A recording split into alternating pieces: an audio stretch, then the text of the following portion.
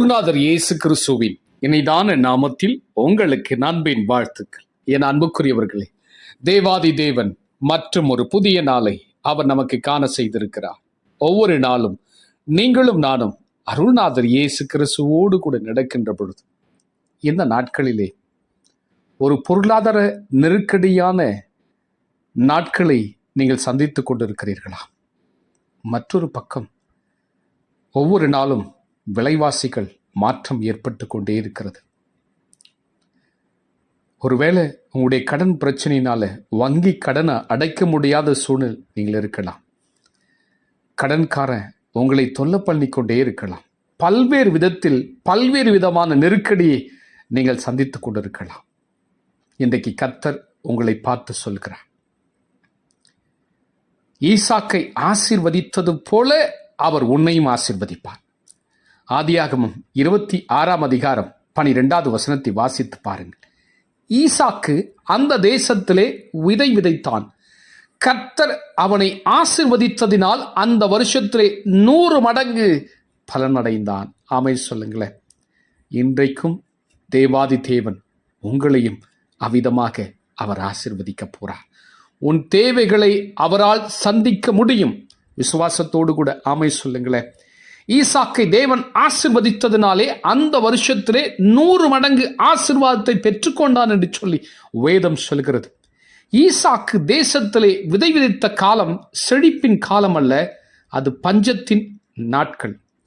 தேசமெங்கிலும் மகா வறுமை காணப்படக்கூடிய ஒரு காலம்.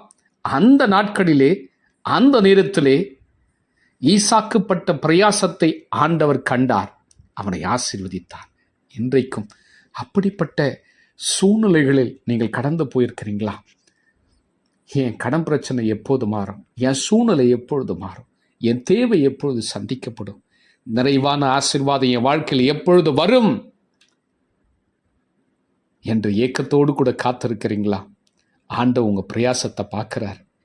தேசமெங்கிலும் பஞ்சம் காணப்பட்டது. ஆனால் ஈசாக்கு கர்த்தரை நம்பி அவன் காத்து கொண்டிருந்தான். தேவன் ஈசாக்கு விதைவிதித்த பொழுது 100 மடங்கு பலனடைந்தான். ஆண்டவர் உங்களையும் 100 மடங்கு பலனடையும்படி கர்த்தர் உங்களை ஆசீர்வதிப்பா. உன் தனிப்பட்ட வாழ்க்கையில் 100 மடங்கு பலனடையும்படி கர்த்தர் உங்களை ஆசீர்வதிப்பா. உன் குடும்ப வாழ்க்கையில் 100 மடங்கு ஆசீர்வாதத்தின் பலனை காணும்படி கர்த்தர் உங்களை ஆசீர்வதிப்பா.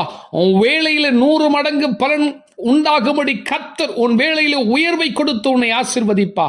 உன் தொழில் வியாபாரத்தில் கர்த்தர் 100 மடங்கு ஆசீர்வாதத்தின் பலனை காண செய்வார். ஆமென் சொல்லுங்களேன். எந்தெந்த காரியத்தில் கர்த்தருக்காக நீங்கள் பிரயாசப்பட்டு காத்திருக்கிறீங்களோ ஆண்டவர் உங்களை ஆசீர்வதிப்பா.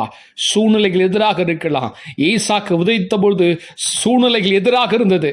ஆனால் ஈசாக்கு கர்த்தரை நம்பி தேசத்தில் விதைத்தான். 100 மடங்கு பலனை காணும்படி செய்த தேவன் இன்றைக்கும் உன் சூழ்நிலைகளை மாற்ற வல்லமுள்ள தேவன் உன்னோடு கூட இருக்கிறார். ஈசாக்கை ஆசீர்வதித்தவர் உன்னையும் 100 மடங்கு ஆசீர்வதிப்பார். செபிக்கலாமா? பரிசுத்தமுள்ள என் பரம பிதாவே, இந்த மகிமையான இந்த நேரத்திற்காக உமக்கு ஸ்தோத்திரம். ஆண்டவரே, உம்மை ஸ்தோத்திரிக்கிறேன். எந்த காலை வெளியுடைய வார்த்தைகளை கேட்கிற ஒவ்வொரு பிள்ளைகளை கண்ணோக்கி பாருங்க. சூழ்நிலைகளை கண்டு சோர்ந்து போயிருக்கிற முடிய பிள்ளைகளுடைய நிலைகளை மாற்றுங்க ராஜா. எல்லா சூழ்நிலைகளும் இயேசுவின் நாமத்தினாலே மாறட்டும். ஆண்டவரை ஈசாக்கை ஆண்டவர் 100 மடங்கு அவன் பலன் காணும்படி ஆசீர்வதித்தீங்களே, அதே போல் இன்றைக்கும் உடைய பிள்ளைகளை அவிதமாக ஆசீர்வதிங்க.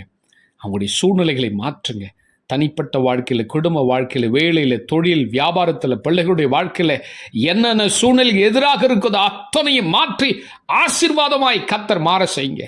ஒவ்வொருடைய வாழ்க்கையும் அப்படி செய்யப்பதற்காக நன்றி. கோடா கோடி நன்றி சுவாமி. இந்த வார்த்தை கேட்ட ஒவ்வொரு பிள்ளைகளுடைய ஆவி, ஆத்துமா, சரீரம் தாழ்கைக்கு ஒப்படுக்கிற இயேசு கிறிஸ்துவின் மூலம் வேண்டிக் கொள்கிறேன் பிதாவே. ஆமேன், ஆமேன். என் அன்புக்குரியவர்களே, கர்த்தரை நம்பி காத்திருங்கள். 100 மடங்கு ஆசீர்வாதத்தின் பலனை காண்பீர்கள். God bless you.